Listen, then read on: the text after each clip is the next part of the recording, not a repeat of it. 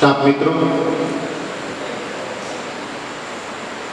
વિદ્યાર્થી ભાઈઓ અને બહેનો, આપણે આપણી શાળામાં વાર્ષિક જે કેલેન્ડર બનાવેલું છે એની અંદર આપણે એક સૂચન કરેલું છે કે દર મહિનાની અંદર એક ગુરુજી કોઈ પણ મહાપુરુષના વિશે, વૈજ્ઞાનિક વિશે, સામાજિક સુધારક વિશે અથવા જે વ્યક્તિ મહાપુરુષ એમના એ જીવન ચરિત્રની વાતો પ્રાર્થના ખંડની અંદર એ મૂકશે. આ વર્ષના પ્રારંભની અંદર આપણા નાનજીભાઈ સાહેબે પોતાના વિચાર રજૂ કર્યા હતા. એના પછી વિનોદભાઈ સાહેબે, અને આજે આપણા આદ્ય જગતગુરુ એ શંકરાચાર્ય, હું એના વિશે એમના જે આધ્યાત્મિક જીવન છે એનું જે દર્શન એ કરવા માટેનો આપણે પ્રયત્ન મિત્રો કરીશું. ભારતની ભૂમિ એ પવિત્ર છે, દેવીય છે અને ભવ્ય છે. રામ અને કૃષ્ણ એ આ ભૂમિ ઉપર આવ્યા અને પોતાનું એ જીવન એવું જીવ્યા કે એમના એ આચરણને અનુરૂપ આપણે બધા જીવવા માટેનો પ્રયત્ન એ કરી રહ્યા છે.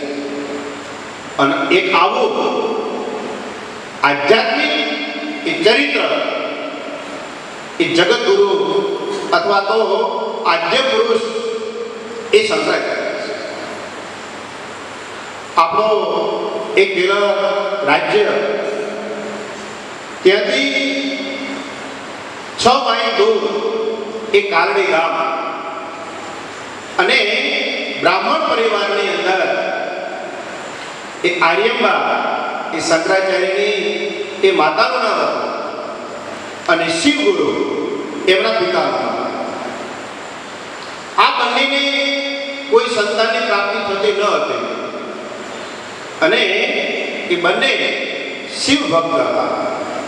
શિવની ખૂબ ઉપાસના કરી અને એક વખત રાત્રે એ આર્યબાને એ સ્વપ્ન આવ્યો અને સ્વપ્નની અંદર ભગવાન એ શિવે કહ્યું કે તારે અલ્પ આયુષ્ય વાળો એ પુત્ર જોવે છે કે બુદ્ધિ વગરના અનેક એ પુરુષો જોવે છે? તો આર્યભાઈએ એ શિવને કહ્યું કે તમે એ મારા પુત્રે એ જન્મ લો અને પછી ભલે આયુષ્ય એ અલ્પ હોય,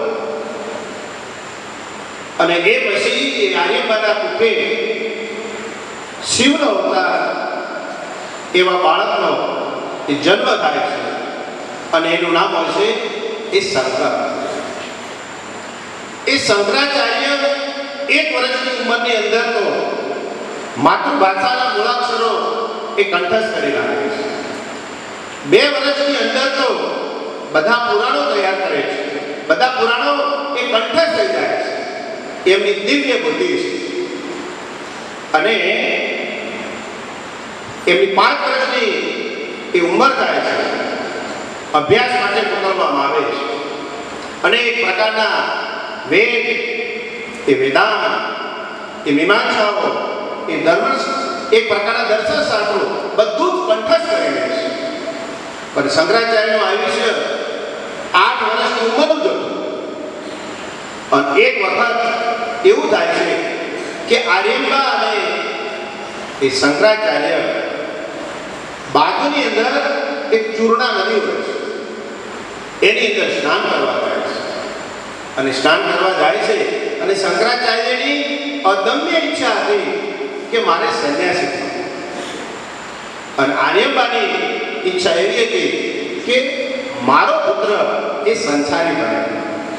અને એની પહેલા એમના પિતા જે શિવગુરુ હોય છે એમનું મૃત્યુ થાય છે. એટલે શંકરાચાર્ય અને આર્યબા બે જ પરિવારના હોય છે. શંકરાચાર્ય નદીમાં એ સ્નાન કરવા જાય છે અને મગર આવે છે. શંકરાચાર્યનો પગ એ પકડે છે અને નદીના પ્રવાહની અંદર એ ખેંચી જાય છે. ત્યારે એ શંકરાચાર્યએ એની માતાને કહ્યું કે માતા, મગરે મારો પગ એ પકડ્યો છે, મને નદીના પ્રવાહમાં ખેંચી જાય છે, હું બચવાનો પ્રયત્ન નહીં કરું. અને જો કદાચ મને સંન્યાસી થવાની જો તું મને અનુમતિ આપે તો કદાચ આ મગર મારો પગ એ મૂકી દેશે. આર્યબાને એવું થયું કે મારા પુત્રને હું ખોઉં તો એના કરતા સંન્યાસી થાય તો મને કોઈ વાંધો નથી. જા બેટા, હું તને સંન્યાસી થવાની હું અનુમતિ આપું છું. અને ઈશ્વરીય સંકેત હશે. અને મગરે પગ એ મૂકી દીધો. એ શંકરાચાર્ય નદીના પ્રવાહમાંથી બહાર આવ્યા અને માતાને નમસ્કાર કર્યા કે માતા, તે મને અનુમતિ આપી છે, હું આજથી સંન્યાસી થવા માટે નીકળી પડું છું. પણ માતા, હું તને વચન આપું છું કે હું તારી પાસે રહીશ. એના કરતાં દૂર રહીને પણ હું તને ઘણી બધી મદદ એ કરી શકીશ. અને જ્યારે તારો અંતિમ સમય આવે ત્યારે તું મને યાદ કરજે, હું હાજર થઈ જઈશ. યોગ બળથી મને બધી ખબર પડી જશે. અને શંકરાચાર્ય એમની માતાનું ભરણ પોષણ કરવાની જવાબદારી એમના જે પિતરાઈ ભાઈઓ હતા એમને સોંપી અને ત્યાં નીકળી પડે છે. આયુષ્ય 8 વર્ષનું હતું, પણ એમને સંન્યાસની દીક્ષા લીધી એટલે એમનું આયુષ્ય એ 16 વર્ષનું હતું. ત્યાંથી એ ગુરુની શોધમાં નીકળી ગયા છે. અને જતા જતા એમને એ ગોવિંદાચાર્યની પાસે જાય છે. અને જ્યારે જાય છે ત્યારે ગોવિંદાચાર્ય એ સમાધિમાં બેઠા હોય છે. અને દરવાજે કોઈ એક વ્યક્તિ આવ્યો છે એવો ભાસ થાય છે. અને ગોવિંદાચાર્ય એ પ્રશ્ન પૂછે છે, તું કોણ? અને શંકરાચાર્ય જવાબ આપે છે, હું પૃથ્વી નથી, હું જળ નથી, હું તેજ નથી, હું એ આકાશ નથી, આ પંચ મહાભૂતો છે. એનું નામ એ શંકર છે. અને આવો શંકર હું તમને નમસ્કાર કરું છું. આવા શંકરાચાર્યના ઉત્તર સાંભળી અને ગોવિંદાચાર્યને એવું થયું કે ખરેખર જેવી મારી ઈચ્છા હતી એવો શિષ્ય આજે મને પ્રાપ્ત થયો છે. અને ગુરુની પાસે રહી યોગ, ન્યાય, અલગ અલગ વિષયોનું જે આધ્યાત્મિક જ્ઞાન છે એમને ત્યાં પ્રાપ્ત કર્યું. અને એના પછી એમને આખા ભારતભરનું 3 વખત એ પરિભ્રમણ કર્યું.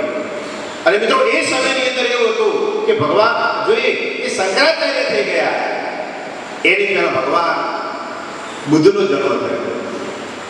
અને ભગવાન બુદ્ધ એમને મૂર્તિ પૂજા કાઢી હતી. અને મૂર્તિ પૂજા કાઢી એનું પણ ચોક્કસ કારણ છે. એ ખોટા નતા. પહેલા લોકો એવું માનતા કે દેવી દેવતાને આહુતિ આપી. તો આહુતિ કોને આપી? એ મનુષ્યની આહુતિ આપતા. અને ભગવાન બુદ્ધ એમની કરુણા કે એવો કયો ધર્મ છે કે મનુષ્યને મારી નાખવાની વાત કરે છે? એમને વચ્ચેનો રસ્તો કાઢ્યો કે મૂર્તિ હોય નહીં અને કોઈ મનુષ્યની આહુતિ એ આપે નહીં. એટલે ભગવાન બુદ્ધે મૂર્તિ પૂજા કાઢી નાખી. અને શંકરાચાર્ય વિચાર કર્યો કે મૂર્તિ પૂજા તો હોવી જોઈએ. જો મૂર્તિ પૂજા ના હોય તો લોકોનો આધ્યાત્મિક વિકાસ કઈ રીતે થાય? આધ્યાત્મિકતા સુધી પહોંચવું હોય તો પહેલી ધાર્મિકતા જોઈએ. અને ધાર્મિકતા હોય તો આધ્યાત્મિક સુધી ન પહોંચી શકાય. પણ એમને તો પહેલું કામ કર્યું, મૂર્તિ પૂજા. અને મૂર્તિ એટલા માટે છે કે તમારે ધ્યાન કરવું છે તો કોનું ધ્યાન કરવું? સામે કોઈ એ પ્રતીક તો જોઈએ ને. ચિત્ત એકાગ્ર કરવા માટે કંઈ ને કંઈ માધ્યમ જોઈએ. અને એના માટે એ શંકરાચાર્ય આખા ભારતભરની અંદર એ ફરી અને મૂર્તિ પૂજા લાવ્યા. અહીં પાછો બીજો પ્રશ્ન થાય કે શંકરાચાર્ય તો અદ્વૈતવાદી હતા, દ્વૈતવાદી નતા. સગુણ ભક્તિ નહીં, નિર્ગુણ ભક્તિમાં માનતા હતા. ઈશ્વર એ નિરંજન અને નિરાકાર છે, તો પછી મૂર્તિમાં માનવાનું ક્યાં આવે? એની હું પાછળ ચર્ચા મિત્રો કરીશ. એટલે શંકરાચાર્ય ભારતમાં મૂર્તિ પૂજા સ્થાપિત કરવાનું સૌથી મોટું કામ કર્યું. અને ભગવાન બુદ્ધ એ ખોટા નથી એવું પણ સિદ્ધ કર્યું. અને એમણે એવું કહ્યું કે ભગવાનના જે 10મો અવતાર છે એ 10મા અવતાર તરીકે ભગવાન બુદ્ધને એમને સ્થાપિત કર્યા. એક વખતની ઘટના એવી છે કે સંન્યાસી હોય ને એ ભિક્ષા માંગી ખાય.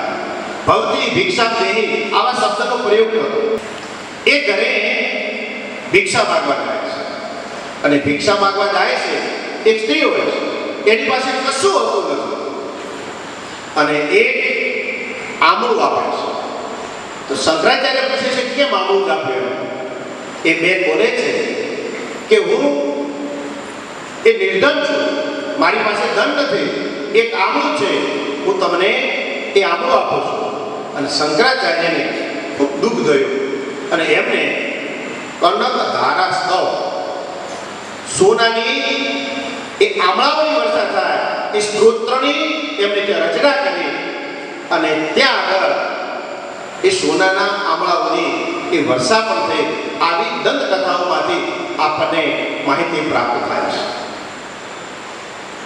શંકરાચાર્યના સમયની અંદર અનેક એ દાર્શનિક લોકો હતા. મિત્રો તમને ખ્યાલ ના હોય તો કહું કે આપણા 6 એ આસ્તિક દર્શનો છે. સાંખ્ય દર્શન, યોગ દર્શન, ન્યાય દર્શન, એ વૈશેષિક દર્શન, પૂર્વ મીમાંસા અને છેલ્લે વ્યાસની એક ઉત્તર મીમાંસા. આ 6 દર્શનો એટલા માટે અસ્તિત્વમાં આવ્યા કે આપણો જે હિન્દુ ધર્મ છે, હિન્દુ ધર્મનો પાયો વેદ છે. તો વેદોની અંદર બધી બાબતો આપી છે.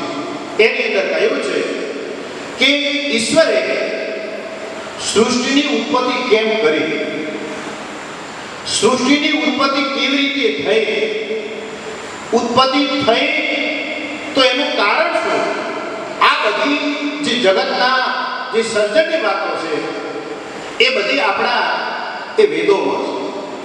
અને વેદોની અંદર પણ સાંખ્ય દર્શન એના ઋષિ એ કપિલ મુનિ છે. એના પછી યોગ દર્શન છે એ ઋષિ પતંજલિ છે. એના પછી ન્યાય દર્શન છે એ ગૌતમ ઋષિ છે. એના પછી એ વૈશેષિક દર્શન છે તો ઋષિ કણાદ છે. અને એના પછી જે પૂર્વ મીમાંસા છે એ ઋષિ જૈમિની આપે છે. અને ઉત્તર મીમાંસા છે એ બાદરાયણ એટલે આપણા ભગવાન જે વ્યાસ છે એમને આપે છે. 3 આપણા નાસ્તિક દર્શનો છે, બૌદ્ધ, જૈન અને ચારવાક. અહીં પાછો પ્રશ્ન થાય કે આસ્તિક દર્શન અને નાસ્તિક દર્શન શું પાછું? ઈશ્વરના રહસ્યને બધા સમજાવે છે. જે દર્શન એ કર્મમાં માને છે અને પુનઃજન્મમાં માને છે એ બધા એ આસ્તિક દર્શન છે. જે આપણો એ ફરી જન્મ થતો એ નથી એવું જો માને છે એ બધા નાસ્તિક દર્શન. એટલે અહીં આગળ એક કુમારી ભટ્ટ અને એક કુમારી ભટ્ટ એ મીમાંસા દર્શનમાં માનતો અને એના ગુરુ એ મંડન મિશ્ર હતા. અને મંડન મિશ્ર આજના એ મધ્યપ્રદેશના હતા. એટલા બધા જ્ઞાની કે જેના ઘરના વૃક્ષની ઉપર બેઠેલા મેના અને પોપટ દ્વૈત અને અદ્વૈતની વાતો કરે. તો શંકરાચાર્યના ધ્યાનમાં આવ્યો કે આ લોકો તો જગતને ખોટો ઉપદેશ આપે છે. એ બધા એ મીમાંસાવાદીઓ હતા અને શંકરાચાર્ય વેદાંતવાદી. જે કર્મ તમે એ કરો છો પછી ઈશ્વરની ક્યાં જરૂર છે? મીમાંસા દર્શનનું મૂળ આ છે. તમે કર્મ કરો તો તમને ફળ મળે, તો ભગવાનની ક્યાં જરૂર છે? અને શંકરાચાર્ય કહેતા આ બધું તો ખરું, પણ એક સત્ય નામની એનર્જી રહેલી છે, જેને આપણે પરબ્રહ્મ કહીએ છીએ, જેને આપણે ત્યાં ઈશ્વર કહીએ છીએ. અને એના માટે શોધતા કુમારી ભટ્ટની પાસે શંકરાચાર્ય રહે છે. અને શંકરાચાર્ય જ્યારે કુમારી ભટ્ટની પાસે જાય છે ત્યારે કુમારી ભટ્ટ ચોખાના ફોતરાઓનો મોટો ડબ્બો કરે એ સળગાવે છે અને એના ઉપર તે બેસી જાય છે. આ સ્થિતિ હોય છે શંકરાચાર્ય ત્યાં આગળ જાય છે કે તું કુમારી ભટ્ટ શું કરી રહ્યો છે? અને કુમારી ભટ્ટે કહ્યું કે આ જગતને મેં ખોટો સંદેશો આપ્યો. ખોટા સંદેશાના પ્રાયશ્ચિત રૂપે હું રીબાઈને મરવા માંગુ છું કે મારાથી ખોટો સંદેશો એ અપાય. પણ કે તું એ નીચે ઉતર કે ના, મેં મારા જીવનના પ્રાયશ્ચિત રૂપે મારે રીબાઈને મરવાનું છે. અને મરતા કુમારી ભટ્ટે એવું એ શંકરાચાર્ય કહ્યું કે તમે એક કામ કરો કે મંડળ મિશ્ર છે એમની પાસે જાઓ. અને મંડળ મિશ્ર એ સમયનો ભારતનો શ્રેષ્ઠ એ મીમાંસક હતો. તો પણ કે ક્યાં છે કે તમે મધ્યપ્રદેશમાં જાઓ અને ફરતા જે ગામના મુંદરે તમે જાઓ, પાણી ભરવાવાળી એ બહેનો દ્વૈત અદ્વૈતની વાતો કરે એ સમજવાનું કે એ ગામ મંડળ મિશ્ર છે. મિત્રો, કલ્પના કરો એ માણસ કેટલો જ્ઞાની હશે. અને શંકરાચાર્ય ફરતા એ ગામમાં જાય છે. પેલા ગામના ગુંદરે એક કૂવો હતો અને ત્યાં બહેનો આવી દ્વૈત અદ્વૈતની વાતો કરતી હોય છે. અને ત્યાં જઈ અને ખ્યાલ આવી ગયો કે આ ગામ મંડળ મિશ્રનું છે. એ બહેનોની શંકરાચાર્ય પ્રશ્ન પૂછે છે કે મંડળ મિશ્રનું ઘર કયું? અને બહેનો કહે છે કે આખા ગામમાં તમે ફરો, જે ઘરના વૃક્ષ ઉપર મેના અને પોપટ દ્વૈત અને અદ્વૈતની વાતો કરે એ તમારે સમજી જવાનું કે મંડળ મિશ્રણ કરશે. શંકરાચાર્ય ફરતા જાય છે અને જે ઘરના વૃક્ષ ઉપર મેના અને પોપટ દ્વૈત અને અદ્વૈતની વાતો કરે છે, શંકરાચાર્ય સમજી ગયા કે આ મંડળ મિશ્ર કરશે. અને મંડળ મિશ્રના ઘરે એ ગયા. એ દિવસે મંડળ મિશ્રના પિતાની શ્રાદ્ધ વિધિ ચાલુ હોય છે. શ્રાદ્ધ વિધિ ચાલુ હોય છે ને એક તે સંન્યાસીને આવેલું જોવે છે. મંડળ મિશ્ર તો ક્રોધિત થાય છે કે સંન્યાસી છે ભિક્ષા માંગવા માટે આવેલો છે. એ ક્રોધિત થાય છે, ખૂબ ગુસ્સો કરે છે. અને શંકરાચાર્ય કહે છે હું એ તમારી પાસે ભિક્ષા માંગવા માટે નથી આવ્યો. તો કે કેમ તું આવ્યો છે? કે હું તમારી પાસે શાસ્ત્રાર્થ કરવા આવ્યો છું. તો કે આજે તો મારા પિતાની શ્રાદ્ધ વિધિ ચાલુ છે, કાલે આપણે શાસ્ત્રાર્થ ચાલુ બંને કરશું. ત્યાં રોકાય છે અને બીજા દિવસે શાસ્ત્રાર્થ ચાલુ થાય છે. મંડળ મિશ્ર અને શંકરાચાર્ય. પણ સાચું કોણ અને એ ખોટું કોણ એ નક્કી કોણ કરે? તો મંડળ મિશ્રની પત્ની હતી ઉભયપાલ. શું નામ હતું? ઉભયપાલ. બહુ જ્ઞાની અને જ્ઞાની સ્ત્રી માટે એક શબ્દનો પ્રયોગ થતો, એ વિદુષી સ્ત્રી હતી. બંને શાસ્ત્રાર્થ કરે છે. અને શાસ્ત્રાર્થ મિત્રો એનો છે કે એક મીમાંસાવાદી છે અને બીજો વેદાંતવાદી છે. મીમાંસાવાદી એવું માને છે કે કર્મનું ફળ આપણને એ મળે, ઈશ્વરની કોઈ જરૂર નથી. અને વેદાંતવાદી એક પ્રકારનું એવું માને છે કે ઈશ્વરનું અસ્તિત્વ તો છે. અને શંકરાચાર્ય એવું માનતા કે આપણા જે કર્મના ફળ છે એ તો અધ્યાસ છે, એ તો માયા છે. આ જગત માયાનું આવરણ છે અને એના ઉપરની વાત છે એ ઈશ્વરના અસ્તિત્વની વાત છે. બંને વચ્ચે ઘણું બધું શાસ્ત્ર ચાલે છે. પહેલી તો ઉભય ભારતી બંનેનો શાસ્ત્ર 2-3 દિવસ સુધી સાંભળ્યો. પછી એમની પત્નીને ઘરનું કામ તો હોય ને, એને એક યુક્તિ કરી. શંકરાચાર્ય અને મંડન મિશ્રના ગળામાં એક હાથ પહેરાવી દીધો. તમે બંને શાસ્ત્ર એ કરો. જેના ગળાનો હાર એ કરવા એ પરાજિત થયો એવું તમારા માનવાનું. 15 દિવસ સુધી શાસ્ત્ર મિત્રો ચાલે છે અને 15 દિવસના અંતે મંડન મિશ્રના ગળામાં રહેલો હાર એ કરવાઈ જાય છે. પણ બંને જ્યારે શાસ્ત્ર ચાલુ કર્યું ત્યારે બંને એક શરત કરી દીધી કે જેનો પરાજય થાય એને શિષ્યત્વ સ્વીકારી દીધું.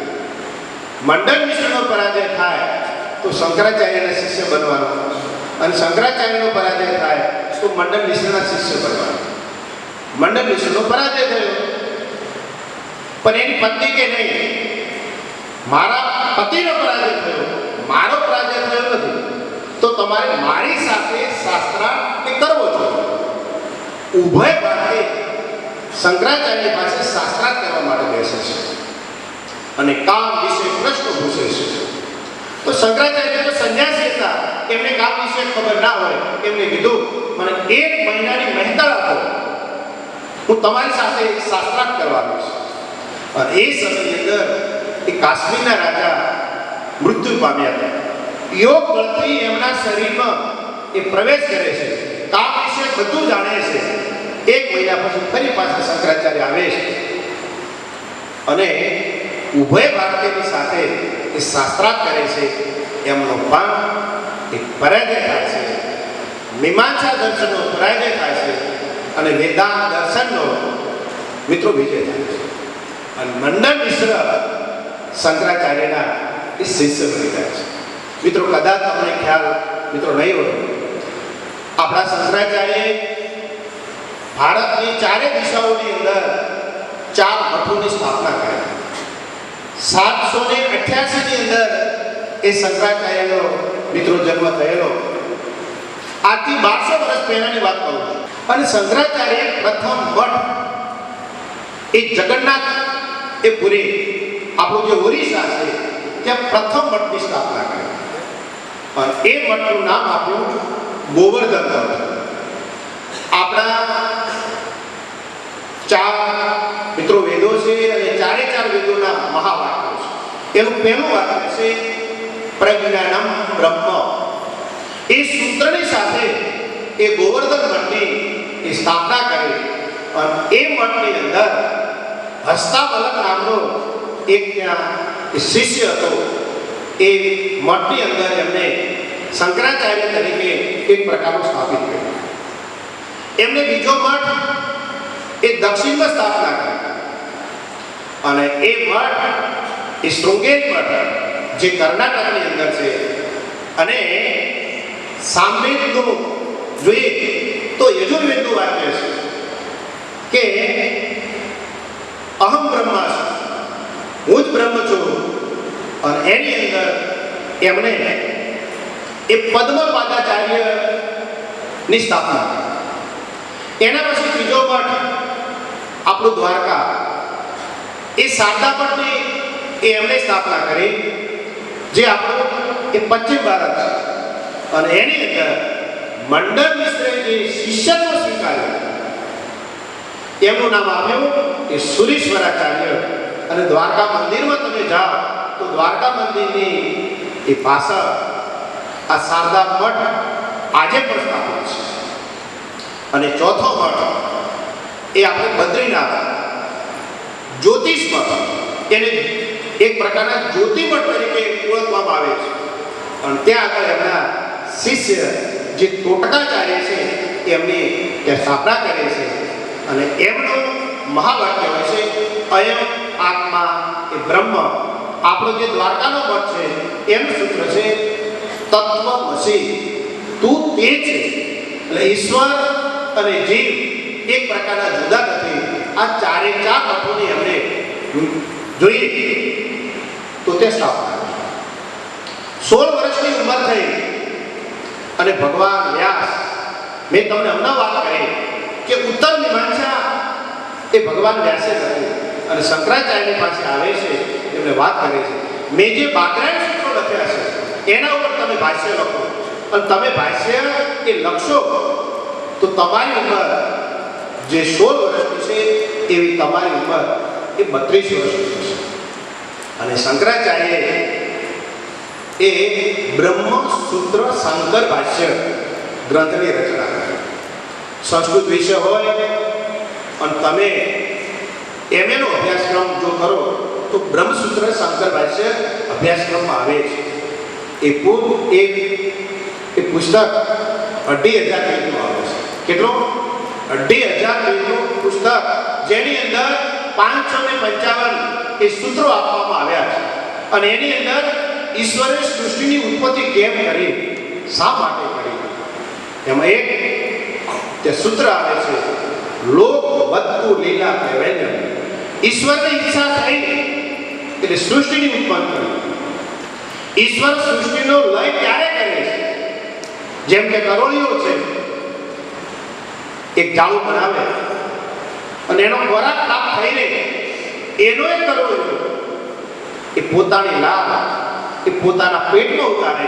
અને ઈશ્વરની જ્યારે ઈચ્છા થાય ત્યારે સૃષ્ટિનો એક પ્રકારનો લય પણ કરે છે, નાશ પણ કરે છે. આવા સુંદર મજાના વાક્યો આપ્યા છે.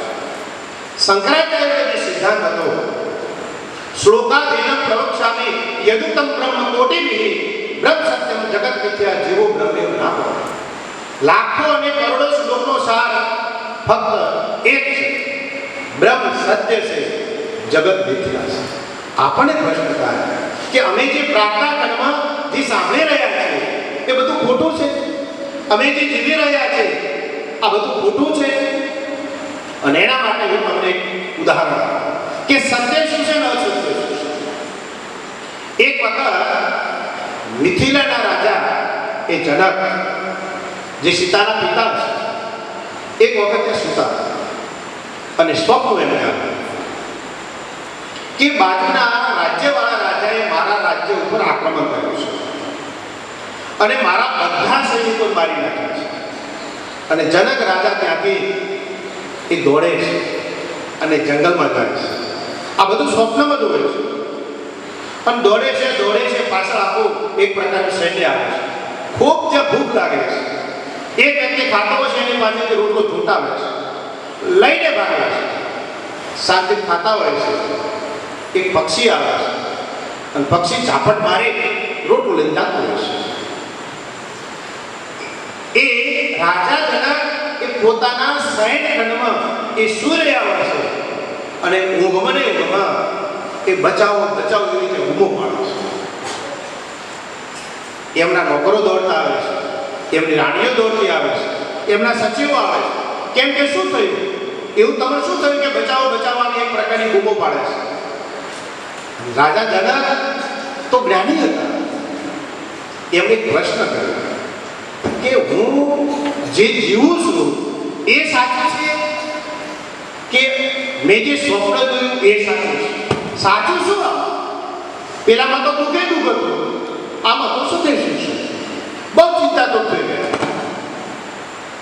એમના બધા જે સચિવો હતા એમને વાત કરી કે તમે ચિંતા ના કરશો, આપણે આપણી રાજ્યસભાની અંદર ઋષિ યાજ્ઞવલ્ક્યને આપણે બોલાવીએ, એ આનો ઉપાય કાંઈ આપશે. રાજા તરીકે સભા ભરી અને યાજ્ઞવલ્ક્યને આ બધી વાતો કરી. યાજ્ઞવલ્ક્ય એવું કહ્યું કે આમાં સાચું શું? મેં સ્વપ્ન જોયું એનું સાચું કે અત્યારે હું જે જે રાજસભામાં બેઠો છું એ વસ્તુ સાચી છે. યાજ્ઞવલ્કે બહુ સરસ જવાબ આપ્યો, બંને સાચું. તો કે કેમ? તમે જે સ્વપ્ન જોયું છે એ પ્રાતિભાષિક સત્ય છે, ખોટું નથી. એ તમે સ્વપ્ન જોયું છે એ પ્રાતિભાષિક સત્ય છે. કે અત્યારે હું રાજ્યમાં બેઠો છું તે એ વ્યવહારિક સત્ય છે, પેલું પ્રાતિભાષિક સત્ય છે, આ વ્યવહારિક સત્ય છે. તો કે સાચું શું? સાચું એ છે જે પારમાર્થિક સત્ય છે. એટલે શંકરાચાર્ય કહ્યું કે બ્રહ્મ સત્ય, ઈશ્વર એક સત્ય છે. જીવો બ્રહ્મેવ ના પર, જીવ બ્રહ્મથી જુદો નથી. એનો અર્થ એ આ જગતમાં સત્ય સમગ્ર જગ્યાએ વ્યાપેલું છે. તો આપણને પ્રશ્ન થાય કે આ બધું આપણે જે જીવીએ છીએ એ બધું ખોટું કે ના? એ પણ સાચું. તો પણ કે એને ત્યાં સમજવું કઈ રીતે કે આખી સૃષ્ટિ એ ભગવાનનો અંશ છે. એની અંદર તમારે જે જોવાનું છે, જે સત્ય જોવાનું છે એ તમે જોતા નથી. તો કે કઈ રીતે? ઈશ્વરનું સાચા સ્વરૂપને તમે જોતા નથી. અને એની અંદર એમને કહ્યું માયાનું આવરણ છે. માયા એટલે શું? માયાને બીજી ભાષામાં અધ્યાસ શું કહેવાય? મા એટલે નથી અને યા એટલે જે નથી, સતત એનું અસ્તિત્વ છે એને જે માયા કહેવાય. તો કે ઉદાહરણ આપી મને સમજાવો. એમને કહ્યું કે અંધારામાં દોરડું પડ્યું છે, અંધારાની અંદર દોરડું જે પડ્યું છે, પણ તમારા મનની અંદર એક ગ્રંથિ છે. કારણ કે સાપથી તમને ડર લાગે છે. આપણા મનની અંદર ક્યારેય એ દોરડાનો વિચાર જ આવતો નથી. જે ભય હોય એનો પહેલો વિચાર આવે. માણસ એ ભયભીત હોય, સાપ કારણ કે ડંખ મારે, મનુષ્યનું મૃત્યુ થાય. એટલે જેવું દોરડું તમે જોવો છો એવું તમને શું લાગે છે? સાપ છે. પણ સૂર્ય ઉગે છે તો તમને શું લાગે છે? આ તો કે દોરડું હતું, સાપ હતો નહીં. આ જગત આવું છે. આ જગતની અંદર ઈશ્વરની જે સૃષ્ટિ છે, જડ અને ચેતનમાં ઈશ્વર એ રહેલો છે. એ જે સૃષ્ટિ છે એને તમે જોતા જ નથી. અને ભગવાને જે માયાનું આવરણ મૂક્યું છે એની બહાર આપણે નીકળતા નથી. એટલે આપણને સત્ય સમજાતું નથી. અને આપણા વેદની અંદર કહેલા 4 પુરુષાર્થો છે: ધર્મ, અર્થ, કામ અને મોક્ષ. વ્યક્તિની અંતિમ ઈચ્છા તો મોક્ષની હોવી જોઈએ. અને એના માટે આપણે સમજાવ્યું તત્વમસી. તું તે છે, તું તેનો છે, તારો અને તેનો સંબંધ તે છે. જુદો એ કઈ રીતે હોઈ શકે એ પણ સમજાવે છે. કે ગ્લાસમાં રહેલું પાણી પાણી છે, અને સમુદ્રના પાણીની અંદર તમે મૂકો છો તો કદાકાર થઈ જાય છે. પાણીમાં એક પ્રકારનું ભળી જાય છે. અને એમને આગળ પર વાત કરી આત્મા અને પરમાત્મા જુદો નથી. એનું એ સ્વરૂપ છે જેમ કે સૂર્યના પ્રકાશમાંથી જે એનર્જી ઉત્પન્ન થાય છે એમ ઈશ્વરમાંથી પણ એક એનર્જી, એક પ્રકારની શક્તિ ઉત્પન્ન થાય છે. અને ઈશ્વરના પ્રકાશમાંથી ચાલતું આખું એક પ્રકારનું જગત જે પ્રકારે ચેતન બનતું છે એમ ઈશ્વરના જીવો પણ આ પ્રકારે 84 લાખ જીવો છે આ પ્રકારે ચેતન બનતા છે. આવા અદ્વૈતવાદનો સિદ્ધાંત અને શંકરાચાર્યએ લગભગ 125 જેટલા સ્તોત્રોની રચના કરી. નમે મૃત્યુ શંકા, નમે જાતિ ભેદમ, પિતા નેમ મે નેમ, માતાનો જન્મ, બધી વાતો કરે છે કે મારા માતા નથી, પિતા નથી, એ બંધુ નથી, શિષ્ય નથી, પુત્ર નથી, પુત્રી નથી. અહમ ભો જન્મ નૈવ ભોજ્યમ ભોગતા. હું એ ભોગવવાવાળો નથી, ભોગવી રહ્યો છું એ પણ હું નથી. પછી કહે છે સત ચિત આનંદ સ્વરૂપ. હું શું છું? ઈશ્વરનું સ્વરૂપ છું. અને આપણે બધા પણ ઈશ્વરના અંશ છે. ઈશ્વરના અંશથી આપણે બિલકુલ દૂર નથી. અને એ શંકરાચાર્ય ચર્પણ પંત્રિકા એ સ્તોત્રની અંદર પણ પૂર્વતે ગંગા સાગર ગમને વ્રત પરિપાલન અથવા દાનમ જ્ઞાનવિહીનમ સર્વમ તેન મુક્તિન ભજતી જન્મ સતેન. અને આપણે દિનમતી રજની સાયમ પ્રાતઃ જે આપણે પ્રાર્થનાની અંદર જે બોલતા હતા એ બધા ના જે રચયિતા છે એ શંકરાચાર્ય છે. આપણા જે 10 મુખ્ય ઉપનિષદો છે એમના ઉપર ભાષ્ય લખવાનું કામ પણ એ શંકરાચાર્ય કર્યું છે. વિષ્ણુ સહસ્ત્રનામ એ સ્તોત્ર એમની રચના પણ એ શંકરાચાર્ય કરી છે. આ જગતને 32 વર્ષની ઉંમરની અંદર આખા જગતને આધ્યાત્મિકતાનો ઉપદેશ આપવા માટેનું જો કોઈ કામ કર્યું હોય, મૂર્તિ પૂજા સ્થાપિત કરવા માટેનું જો કોઈ કામ કર્યું હોય તો મિત્રો શંકરાચાર્ય છે. અને એનો પ્રભાવ ભારતમાં કેટલો છે? આપણો દેશ આધ્યાત્મિક દેશ છે. આપણો દેશ એ ધાર્મિક દેશ. અમેરિકા અને પશ્ચિમના રાષ્ટ્રોની પાસે પુષ્કળ શક્તિ છે. રાતે એમને ઊંઘ આવતી નથી. એનું કારણ એમની પાસે આધ્યાત્મિકતા નથી. આપણી આધ્યાત્મિકતા એટલી ઊંચી છે કે ભારત છોડી અને તમે વિદેશમાં જાઓ તો તમને ખબર પડે આપણે કેટલા ધાર્મિક અને આધ્યાત્મિક છે. આપણી પાસે બધું છે, એનાથી મનુષ્યને શાંતિ ન મળે. મનુષ્યના જીવનમાં આધ્યાત્મિકતા હોય તો જ શાંતિ મળે. અને મિત્રો, આપણને ખ્યાલ છે જે વ્યક્તિનો જન્મ થાય છે એનું મૃત્યુ થાય છે. અને આપણી સંસ્કૃતિએ મૃત્યુને દુઃખદ ઘટના કહી જ નથી, મંગળ કહ્યું છે. જે વ્યક્તિ એ જૂના વસ્ત્રો થાય અને નવા વસ્ત્ર ધારણ કરે છે, એમ આપણે પણ આપણું એ શરીર એ થાકે છે અને કર્મના સિદ્ધાંત મુજબ સંચિત પ્રારબ્ધ અને ક્રિયામાં કર્મના સિદ્ધાંત મુજબ આપણો પુનઃજન્મ એ થાય છે. અને પુનઃજન્મ એ થાય છે તો કેવો થાય છે? જેવા કર્મના ફળ હોય એવા કર્મના ફળ મુજબ. અને ગીતામાં આનું આશ્વાસન આપ્યું છે, શુચિનામ શ્રીમતામ ગેહે યો ભ્રષ્ટો અભિજાય છે. પવિત્ર જે આત્મા છે એનો જન્મ એ સુખી અને એ શ્રીમંત લોકોને ક્યાં થાય છે? એનું કારણ એ છે યોગથી અભ્રષ્ટ થયેલા જીવો છે. અને એટલે આપણે જે કર્મ કરીએ છીએ એનું ફળ આપણને આ જન્મમાં મળે, આ જન્મમાં ના મળે તો આવતા જન્મની અંદર પણ ફળ મિત્રો મળે છે.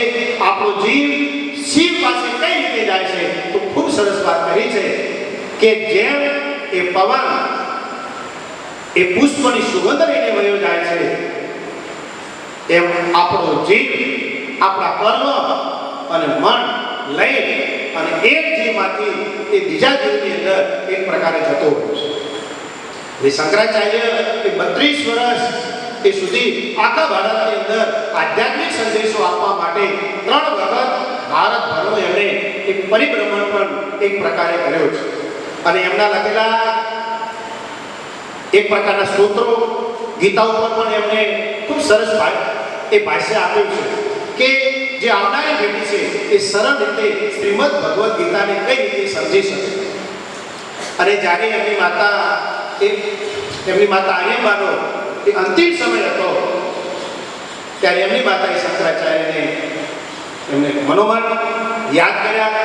શંકરાચાર્ય એમની માતાની પાસે પહોંચ્યા અને એમનું તે મૃત્યુ થાય છે. મૃત્યુ સમય શંકરાચાર્ય ખૂબ ત્યાં સરસ વાત કરે છે કે હે મા, તે મારા ભારનો એ 9 મહિના સુધી મારા ભારને તે સહન કર્યું. 2 વર્ષ સુધી તે મારા મળ અને મૂત્રને એ સાફ કર્યા. એનો બદલો વાળવા માટે હે મા, હું બ્રહ્મનિષ્ઠ તો પણ હે મા, તારા ઉપકારનો બદલો હું વાળી શકતો ત્યાં નથી. અને એમની જે માતા હોય છે એમના એ અગ્નિ સંસ્કાર યોગ બળથી કરે છે.